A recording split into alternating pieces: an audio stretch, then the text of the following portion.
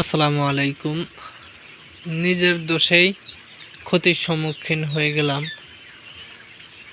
এই কোয়েল পাখি বলুন, মুরগি বলুন, যাই বলুন, ছোটোখাটো ভুলের কারণে বড় ক্ষতির হয়ে যাওয়ার আশঙ্কা থাকে এবং আমি সেই আশঙ্কায় রয়েছি।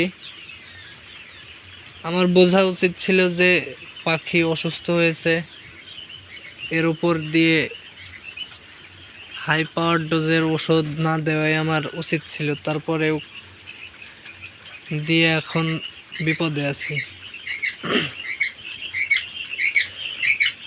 আমার পাখি দীর্ঘদিন যাবৎ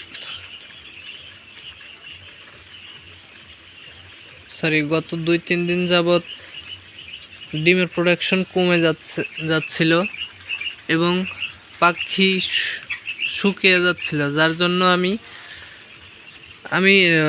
ভাবছিলাম যে আমার পাখির হয়তো কৃমি হয়েছে, যে কারণে আমি পাখিকে কৃমির ডোজ করাই। কিন্তু কৃমির ডোজ করার পরে দেখি পাখি অসুস্থই মনে হচ্ছে।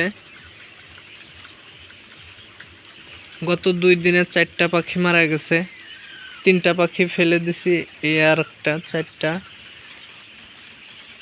এখন কি হবে আল্লাহই জানে। দোয়া করবেন আমার পাখির জন্য।